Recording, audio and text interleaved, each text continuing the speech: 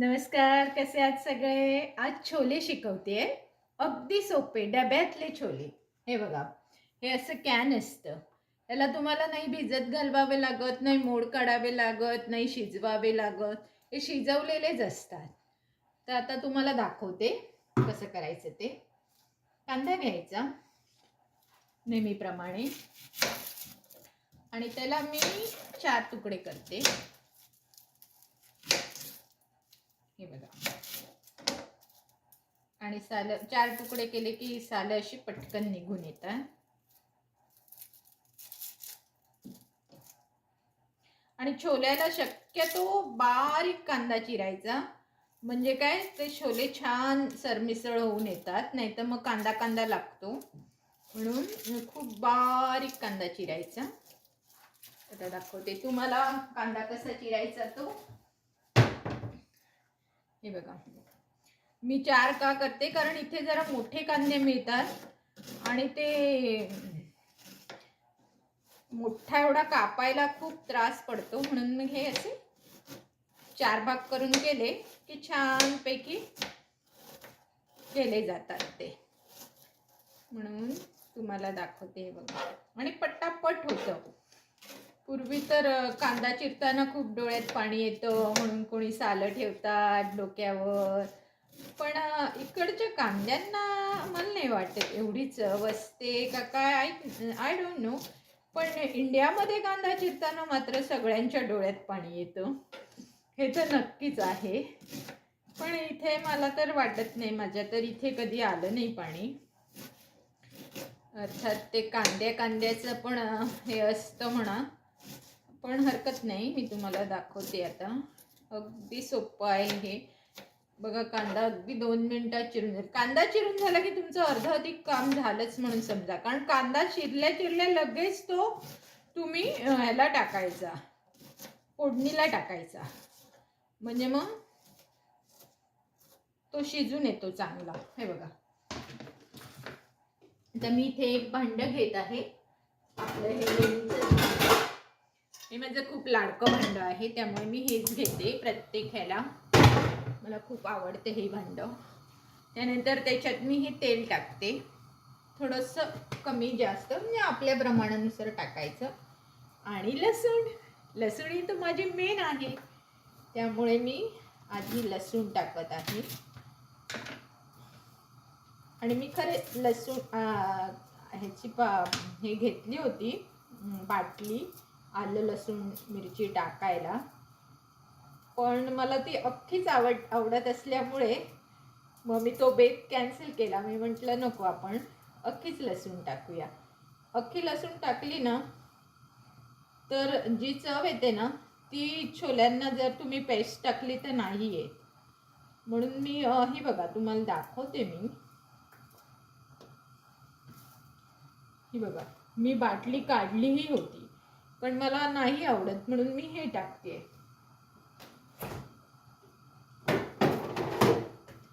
बाटली पुन्हा जागेवर गेलेली आहे.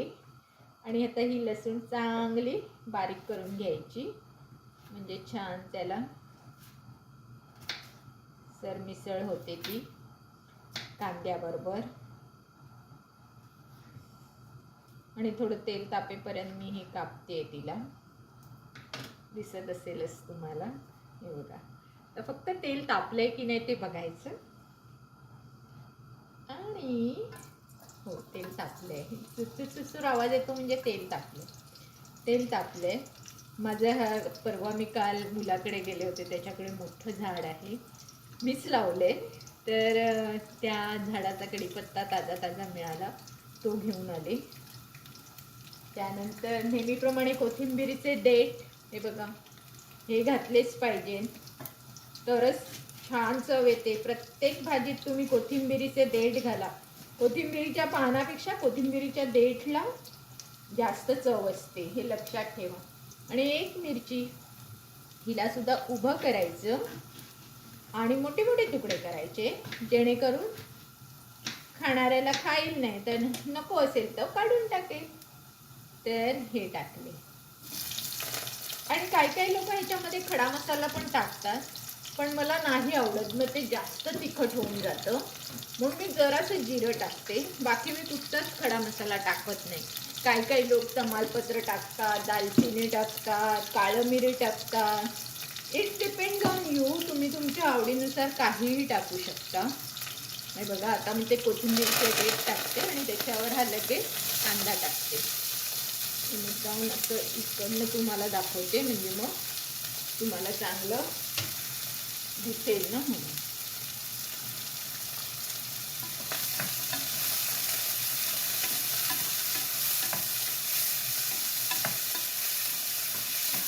आणि आता ह्याच्यावर मी थोडं मीठ टाकते. किंचितचं कांद्यावर नेहमी मीठ टाकायचं. मीठ टाकल्यावर कांदा छान लवकर नरम होतो आणि आपलं गॅसची बचत होते. नंतर ही हळद टाकत आहे. नंतर हा आमचा माझ्याकडे छोले मसाला आहे, तोच टाकते. हा पाणीपुरी मसाला आहे, हा चिकनचा मसाला आहे, हा बिर्याणीचा आहे. छोलेचा कुठे गेला? हा छोले मसाला आहे, हा टाकते. एक भरून मोठा चमचा टाकायचा आणि थोडीशी हवी तर धणे जिरा पूड टाकू शकता. पण हे छोले मसाल्यात सगळंच असतं म्हणून मी जास्त मसाले करत नाही.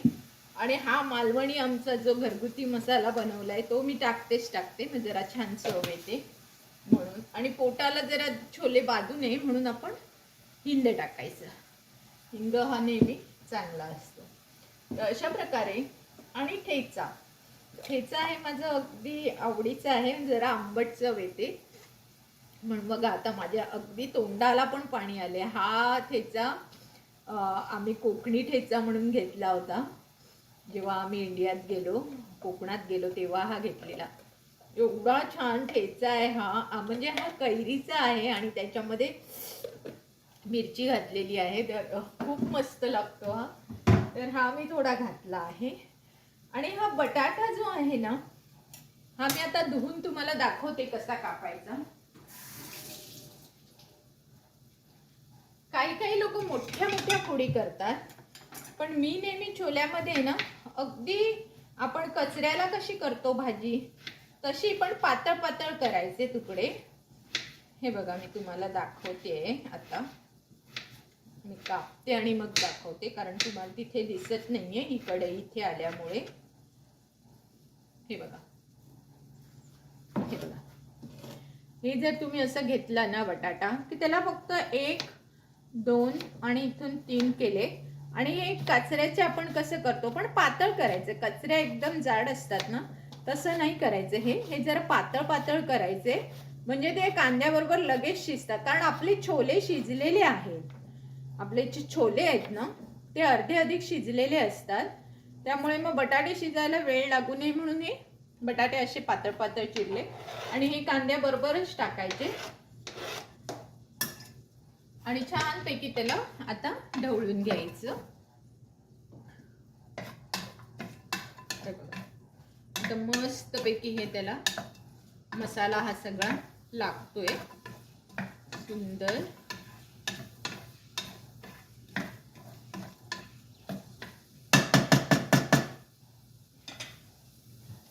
आणि आता त्यावर झाकण ठेवून तुम्ही पुढचं काम करायचं. तर पुढचं काम काय आहे, मी मागेच सांगितल्याप्रमाणे बटाटा हा आधी टाकून थोडासा शिजून घेतला की मग टॅमॅटो टाकायचा.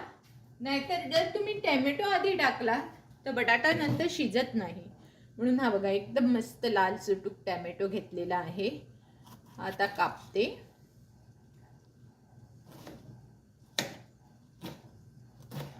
बारीक बारीकच करायच्या फोडी. जेवढ्या कांदा कसा बारीक चिरला तसाच चिरायचा, म्हणजे जेणेकरून अशी पेस्ट तयार झाली पाहिजे.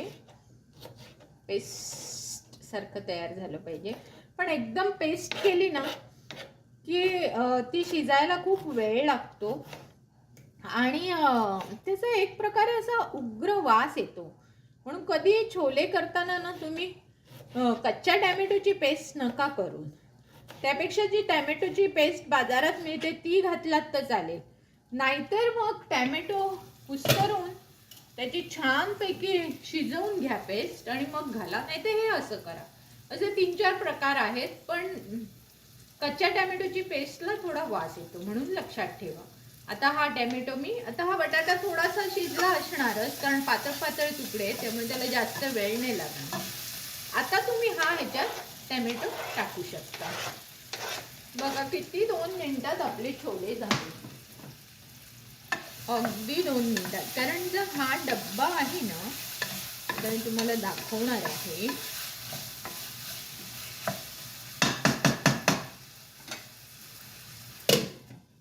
जर बारीक गॅसवर ठेवून देते. हा जो डब्बा आहे ना, त्याच्यामध्ये बॉइल्ड पीज आहेत. हे बघा इथे लिहिलेलं आहे, मी मोठं तुम्हाला दाखवते वाचायला. हे बघा इथे बॉइल्ड लिहिलेलं आहे, इथे दिसते बॉइल्ड, हे छोट्या अक्षरात लिहिलंय बॉइल्ड चिकपीस, म्हणजे हे उकडलेलेच आहेत. त्यासाठी तुम्हाला 5 मिनिटं थांबावं लागेल की कांदा आणि बटाटा टॅमॅटो सगळं शिजलं पाहिजे. म्हणून जरा वेळ थांबायचं. तोपर्यंत तुम्ही हवं तर दुसरं काही तुमचं काम करू शकता. तर मी आज थोडं सॅलड करणार आहे, म्हणून मग ही काकडी घेतली आहे, 2 कॅरेट घेतलं आहे, इथे मुळा मिळतो तो घेतला आहे. तर हे सगळं चिरते मी 2 मिनिटात चिरून होईल. स्वच्छ धुवून घेतलेलं आहे, फक्त आता त्याला चिरायचं आहे. तर ते चिरेपर्यंत आपला कांदा अगदी सहजच म्हणजे सहजच शिजून होतोय, कारण गॅसही आपण मीडियम ठेवलेला आहे, त्यामुळे त्याला काही हे करायची गरज नाहीये. आणि इथे ह्या पिकल काकड्या मिळतात, इंडियात पण अर्थात मिळत असणार. तर ह्या पिकल काकड्या खूप चविष्ट असतात. तर ह्याचं पण तुम्ही असं थोडं कोचिंबीर सारखं करायचं, मग खूप मस्त लागतं ते खायला. दाखवते तुम्हाला. ह्याच्यात तुम्ही अजून काही तुम्हाला हवं ते घालू शकता, पण आता माझ्याकडे हे एवढेच प्रकार आहेत म्हणून मी एवढेच घातले. नाहीतर त्याच्यात तुम्ही हे घालू शकता, टॅमॅटो घालू शकता, नाहीतर लिंबाचा रस तर मी घालणारच आहे, पण टॅमॅटो घालू शकता. मुळा मी घातलाय ऑलरेडी, गाजर आता घालते आहे. किंवा तुम्हाला जर फ्रूट्स घालायचे असतील तर ब्लॅकबेरीज किंवा असे फ्रूटही तुम्ही घालू शकता, म्हणजे मध्येच खाताना थोडंसं एक वेगळी चव येते त्याला, साधारण अशी गोडसर चव येते. तर असं तुम्ही करू शकता सॅलड. अगदी 2 मिनिटात हे सॅलड होतं. तोपर्यंत आपला कांदाही चिरून झालेला आहे. हे बघा हे सॅलड अगदी 2 मिनिटात झालं आणि किती कलरफुल दिसत आहे. आता मी ह्याच्यामध्ये हे लिंबाची रसही इथे मिळतो, हा बघा, हा इथे हा लेमन ज्यूस असा मिळतो, तोच थोडासा घालायचा आणि मीठ घालायचं की आपली कोशिंबीर झाली. तुम्हाला हवं असल्यास दही सुद्धा घालू शकता, प्रत्येकाच्या आवडीनुसार तुम्ही कोशिंबीर बनवू शकता. हे अगदी थोडंसं दही घालायचं, मीठ घालायचं. मिठाचं तर मी तुम्हाला नेहमीप्रमाणे सांगतच असते की मीठ हे थोड्याच प्रमाणात वापरलं पाहिजे, म्हणजे आपल्या शरीराला सुद्धा अपाय होत नाही. हे बघा किती सुंदर, दिसायलाही छान, खायलाही छान. आता इथे मला लक्ष द्यायला लागेल, कारण हे आपलं इथे झालेलं आहे. मी म्हटलं ना 5 मिनिटात आपला कांदा शिजतोय. बघा किती सुंदर कांदा शिजलेला आहे, अगदी मस्त झालेला आहे कांदा. दाखवते तुम्हाला,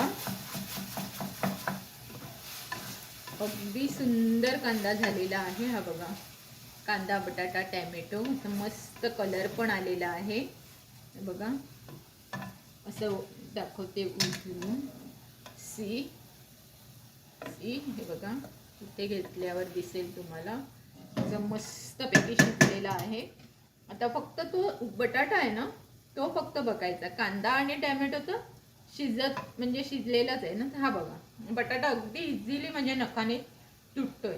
मी का तुम्हाला सांगितलेलं हे छोटे छोटे करायचे, कारण कांदा आणि जर तुम्ही मोठे बटाटे टाकले तर तुम्हाला मग थांबावं लागतं, कारण ते बटाटे शिजेपर्यंत तुम्ही छोले नाही टाकू शकत, बिकॉज छोले हे ऑलरेडी शिजलेले आहे. आणि हा बघा, आता हा डबा मी उघडते आहे. डबा मी असा उघडला आहे आणि ह्यातले जे पाणी असतं वरती ते जरा टाकून येते. हे थोडं टाकलेलं आहे आणि ह्याच्यातही मीठ असतं, म्हणून मीठ मी मगाशी थोडं कमी प्रमाणात घातलं. आणि हे छोले मी फक्त ह्याच्यात ओतलेले आहेत, काहीही केलेलं नाही. बघा, छोले घातले आणि किती 2 मिनिटात आपले कलरफुल छोले रेडी झालेले आहेत. अगदी काय मस्त सुगंध सुटलेला आहे. आणि हे जरा ते खाऊन बघते की हे कसं झालंय चवीला. अप्रतिम, एकदम परफेक्ट, मस्तच झाले. हे बघा, दिसले तुम्हाला? सुंदर, अप्रतिम. आता फक्त 2 मिनिटं जाते आणि तुम्हाला एक गोष्ट सांगते, तेवढी झाली की गॅस काढून टाकते. जर तुम्हाला ही झटपट छोल्याची रेसिपी आवडली असेल तर माझं चॅनल लाईक, शेअर आणि सबस्क्राईब करायला विसरू नका. आणि छोले बनवून कमेंट्समध्ये मला कळवा कसे बनले होते तुमचे छोले. धन्यवाद.